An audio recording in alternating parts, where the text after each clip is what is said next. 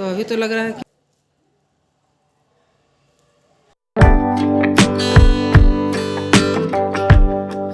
Hello everyone, welcome back to my another video. I hope आप सब हमेशा की तरह बिल्कुल अच्छे होंगे। संडे हो या मंडे हो, ठंडी हो या गर्मी हो या बरसात हो या कोई फेस्टिवल सीजन ही क्यों ना चल रहा हो, हमारे जो घर के काम है ना वो कभी भी नहीं रुकते हैं।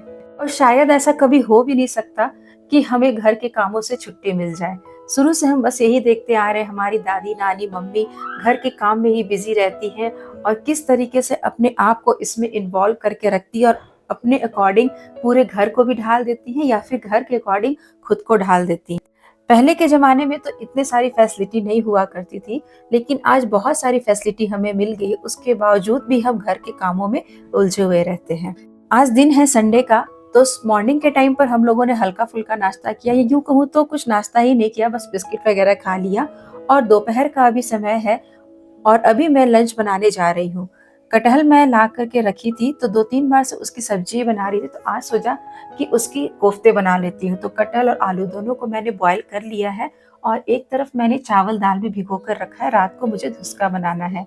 काफ़ी दिन हो गए, या यूँ कहूँ तो काफ़ी महीने हो गए धुसका खाए हुए, तो सोचा कि चलो आज मौसम अच्छा है, बारिश भी नहीं है, अच्छी वाली खिली-खिली धूप है, तो आज ये सारे काम यानी कि धुसका बनाना, कटहल के कोफ्ते बनाना, ये सब आज करके खत्म ही कर देती हूँ। जब मौसम बारिश वाला रहता है ना या फिर ठंडा-ठंडा सा रहता है ना, तो हमें भी कुछ काम करने का मन नहीं करता है। ऐसा लगता है बस चादर ओढ़ के या फिर कंबल ओढ़ करके पड़े रहो और गरमा-गरम हमें कुछ खाने को मिल जाए। सर्दी का तो नाम सुनते के साथ ही थोड़ी ठंडी सी लगने लगती है, और जब सर्दी का मौसम स्टार्ट होता है, तो सुबह-सुबह उठना बहुत ही मुश्किल लगता है।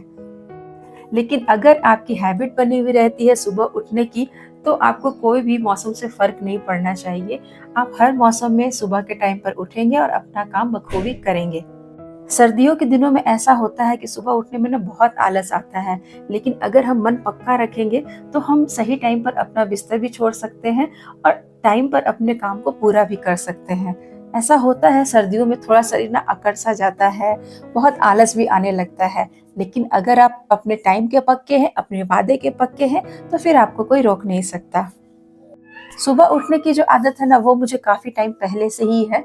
मेरी मम्मी को बिल्कुल भी नहीं पसंद है कि कोई भी, मतलब घर का कोई भी व्यक्ति सूर्योदय के बाद तक सोता रहे। वह सुबह सूरज उगने के पहले ही हम लोगों को उठा देती थी, तो वही हैबिट मेरी अभी भी बनी हुई है। शादी के बाद जब बच्चे हो गए, तो सुबह उठ कर के नहाना मेरा मतलब सबसे पहला काम हो गया, क्योंकि सुबह के टाइम पर बच्चे सोए रहते हैं, और अगर बच्चे सोए भी नहीं रहते हैं तो उसके पापा साथ में रहते हैं, तो वो उसे संभाल लेंगे। जब उनके ऑफिस जाने का टाइम हो जाता है या जब वो ऑफिस चले जाते हैं, फिर बच्चों को संभालना थोड़ा मुश्किल हो जाता है। तो इसलिए मैंने अपनी हैबिट बना ली कि सुबह मुझे जल्दी उठना है, पूजा पाठ कर लेना है और फिर लंच बनाने के लिए या फिर ब्रेकफास्ट बनाने के लिए किचन में चले जाना है। क्योंकि नहाना भी ना एक बहुत बड़ा काम होता है, और उससे जुड़े हुए बहुत सारे काम होते हैं। नहाना है, आपको कपड़े धोना है, बाथरूम वॉश करना है, ब्रश करना है, तो ये सारे काम ना एक ही बार में निपट जाएंगे अगर आप सुबह-सुबह के टाइम पर नहा लेंगे। तो यहाँ पर मैंने कटहल और आलू दोनों को अच्छी तरीके से मिक्स कर लिया और उसमें थोड़ा-सा बेसन मिलाया, गरम मसाला, हल्दी पाउडर, मिर्च पाउडर मिलाया, थोड़ा-सा नमक। इन सबको अच्छी तरीके से फेंट करके गोल-गोल सा शेप दे दिया और फिर डीप फ्राई इन सबको करके रख दिया। इसके पहले मैंने थोड़ा-सा ना पापड़ भी यानी कि चिप्स को भी तल करके निकाल दिया है, क्योंकि आज सिंपल सा खाना बनने वाला है, सिर्फ चावल और आलू कटहल मतलब सॉरी कटहल के कोफ्ते। तो उसके पहले मैंने थोड़ा-सा चिप्स भी तल लिया, तो इन सबको खाने में मतलब इन सब का कॉम्बिनेशन ना अच्छा रहेगा। संडे को ना मेरी कोशिश यही रहती है कि घर में जब सारे लोग रहते हैं, तो उनको कुछ गरमा-गरम और अच्छा सा खाना खिलाया जाए, क्योंकि बाकी दिन तो ये सब चीज़ें बनाने का हमारे पास टाइम भी नहीं रहता और लोगों के पास खाने का भी टाइम नहीं रहता। जब तक वो लंच करने घर आएँगे या फिर लंच में हम उन्हें पैक करके देंगे, तब तक वो खाना भी ठंडा हो जाता है। हमारी मम्मी लोग भी यही करती थी ना, जिस दिन हम मतलब घर में रहते थे, छुट्टी का दिन रहता था, तो वो अच्छा-अच्छा सा खाना बनाती थी, तो हम काफ़ी खुश हो जाते थे। अभी भी हम इतने बड़े नहीं हुए हैं कि हर चीज़ को परफेक्ट कर सकें। मम्मी लोगों की तो बात ही कुछ और होती है। कभी भी मुझे कुछ बनाना होता है, तो अगर मैं कुछ भूल जाती हूँ, तो डायरेक्ट मम्मी को ही फ़ोन लगा कर के पूछती हूँ, तो लगता है कि हाँ, चलो अब वो चीज़ अच्छी बनेगी, मेरी प्रॉब्लम सॉल्व हो गई। वैसे भी एक माँ और बेटी का बॉन्ड बहुत ही स्ट्रांग होता है। बेटी अगर ससुराल चली जाती है, अगर कुछ भी उसे कुकिंग में प्रॉब्लम होती है, तो वो सबसे पहले अपनी माँ को ही फ़ोन लगाती है, क्योंकि बहुत सारी चीज़ें ना वो अपनी माँ से ही सीखती है। हम लेडीज़ का तो बस यही है घर में खाना बनाना और घर के काम, उसके अलावा तो शायद ही हमें कुछ नज़र आता होगा। और सबसे पहले हम गृहिणियाँ, हम हाउसवाइफ अपने परिवार को, अपने बच्चे को फर्स्ट प्रायोरिटी देते हैं।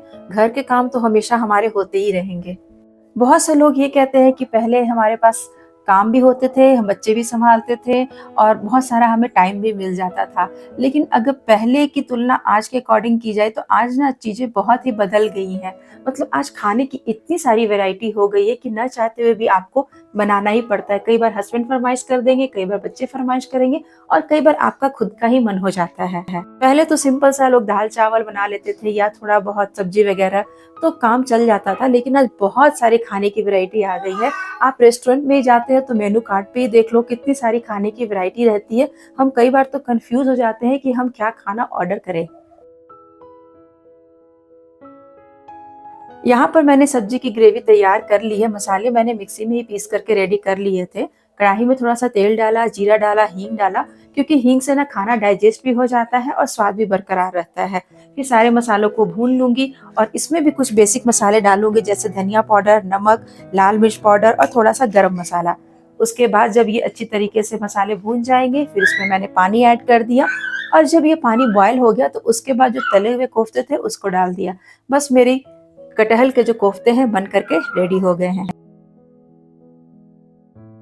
कटहल के जो कोफ्ते हैं ना वो मैंने आज अपने स्टाइल में बनाया है।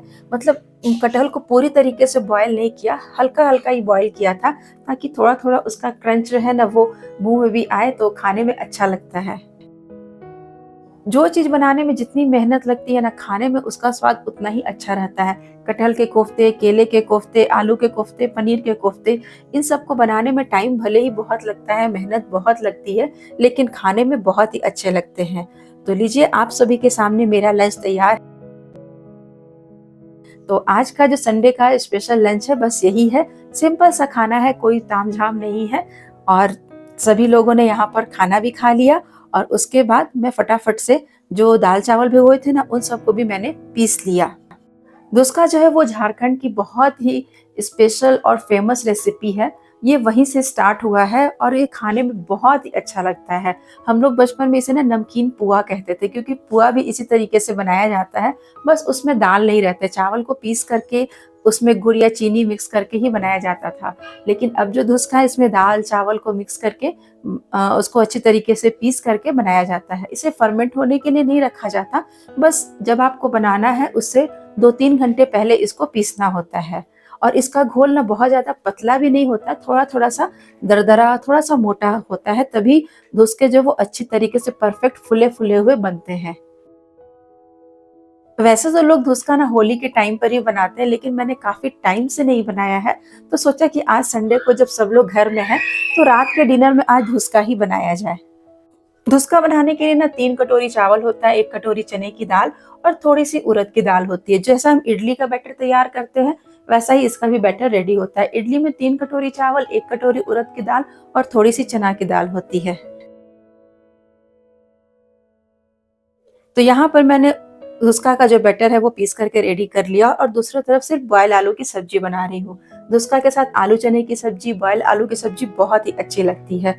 मसाला जैसे सिंपल हम बनाते हैं सब्जी का, वैसे ही मैंने बनाया है। टमाटर चॉप किए, उसमें हल्दी पाउडर, मिर्ची पाउडर, गोलकी पाउडर, गरम मसाला ये सब डाल दिया और फिर बॉयल किए हुए जो आलू थे उनको भी इसमें डाल दिया। अब ये अच्छी तरीके से पक जाएंगे, तब तक मैं इधर फटाफट से धुसका बना ले रही हूँ। चूँकि अभी रात के 8 बज गए हैं और सब्जी बनाने में ना काफ़ी टाइम लग रहा था, तो मैंने सारी सब्जी को कुकर में डाल दिया और फटाफट सीटी लगा दी। धुसका का जब हम घोल बनाते हैं तो उसमें ना खड़ी गोलकी डाली जाती है, तो गोलकी को मैंने हल्का-सा यहाँ पर कूटा और उसमें मिक्स कर लिया और इसमें थोड़ा-सा नमक भी मिक्स कर लिया।